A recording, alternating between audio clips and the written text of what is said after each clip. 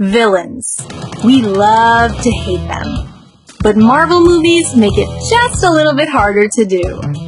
On this episode of Spot's Den List, we're counting down the top 10 supervillains from the Marvel Cinematic Universe that we're secretly rooting for. We're picking some of the best villains in the MCU based on their first appearance in the films, their motives, and the impact they made on the whole franchise. If you're one of the 5 people who aren't caught up on all the plots, this is your spoiler warning. At number 10, we have Ultron. In the flesh. If the villain's in the title, you can bet they deliver some major impact. Ultron is a sneaky villain, in more ways than one. He was born from the Mind Stone, one of the Infinity Stones, and Jarvis, tech of Tony Stark's own design, both of which were meshed together for Earth's defense. It's because of this that the Avengers didn't really think he would be inherently evil. Actor James Spader, who was tasked with giving Ultron movement and a voice, compared Ultron to a dangerous, disturbed child. One with no filter, but altogether too much power. But admit it, haven't you looked at the state of the world once and thought humanity was the planet's greatest threat too? Just be thankful you don't have superpowers. You take away my world, I take away yours. Next, we have Kaecilius from Doctor Strange, at number 9. Kaecilius' backstory in the film is interesting on its own, but Mads Mikkelsen gave the role a menacing depth that disturbs the audience with how close this villain's motives come to being justifiable. His demeanor from the jump is creepy, making him the perfect foil for the good guys. And at certain points in the movie, you can almost see his point. However, his ambition proves to be both his greatest strength and his downfall. That is hilarious. For number 8, we have Aldrich Killian from Iron Man 3.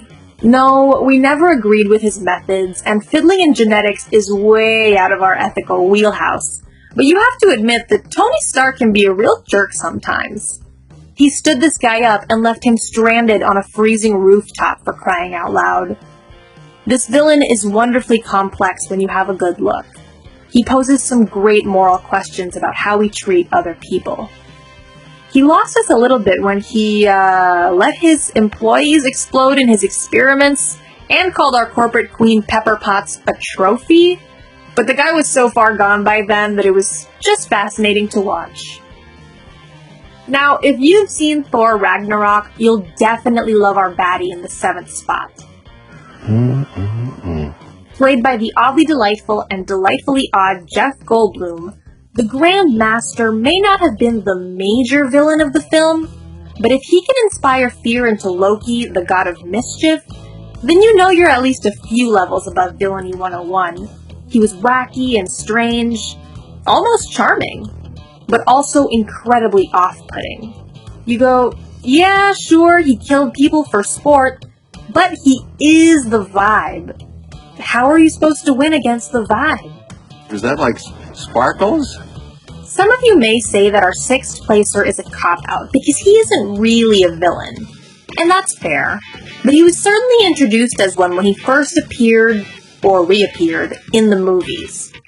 The Winter Soldier certainly gave Steve Rogers, aka everyone's sweet summer child, the runaround before finally regaining his memories as Bucky Barnes. In fact, the Winter Soldier was absolutely terrifying. He made audiences doubt Captain America's near indomitable strength for a hot minute. But what makes him a masterful villain is how it wasn't what he did that kept our eyes glued to the screen. It was how Cap's solid and reliable demeanor was completely thrown off by the Winter Soldier's mere existence. Halfway through, still with us? Our number 5 is a bit of a Vader situation. Only worse, because you actually get invested in him before finding out he'd throw you out of an airlock in space as soon as he looks at you. The chemistry between the fictional father and son was so natural that you'd never think he was one of the villains. His blink and you'll miss it switch from being Star-Lord's funny dad to being a power-hungry maniac was done so smoothly. Maybe a little too smoothly. While we didn't necessarily root for him or his agenda, we really wanted him to be a dad to our sweet baby Star-Lord. Is that so wrong? In fourth place is Hela. I am Hela, Odin's firstborn. We already know that Cate Blanchett is one of the best actresses in our generation, and possibly ever, so it's no surprise that she delivered a strong performance as Hela in Thor Ragnarok. Remember how she destroyed Thor's hammer with one hand? You know, the Mjolnir, that hammer that most of the Avengers couldn't even lift? Her presence alone might be horrifying, but you can't help but be enchanted with how she wreaks havoc in Asgard, almost effortlessly to get what she wants. She's actually not all that different from Loki in her motivations. She was promised an empire, and an empire is what she set out to get. You almost can't blame her. Personally, we blame Odin. I failed you. Third on our list is the Vulture from Spider-Man Homecoming. If you were one of those fans who read the comics, the idea of the Vulture isn't actually very exciting, but the MCU made it work. Michael Keaton plays the antagonist, who goes by the name of Adrian Toomes, an average Joe family man who just wants to provide for his loved ones.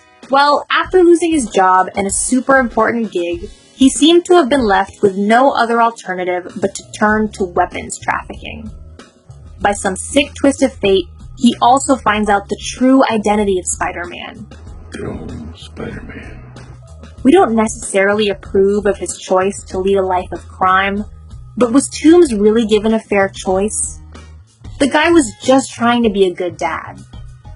Similar to the Vulture, our villain who ends up in second place also has a compelling reason to turn to the dark side.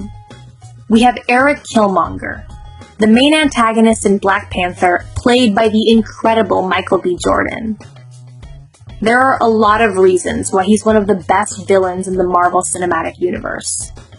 First off, his cool and confident demeanor makes you pay attention almost as soon as you see him on screen. Second, the real-life discourse he was able to generate about the movie just because of his presence was impressive. Some people would debate that Eric was right to think that Wakanda should share its resources with the rest of the world.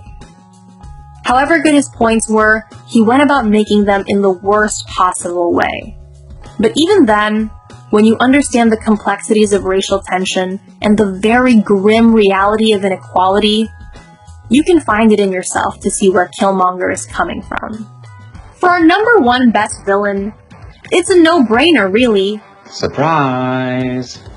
We have Loki, played by the iconic Tom Hiddleston.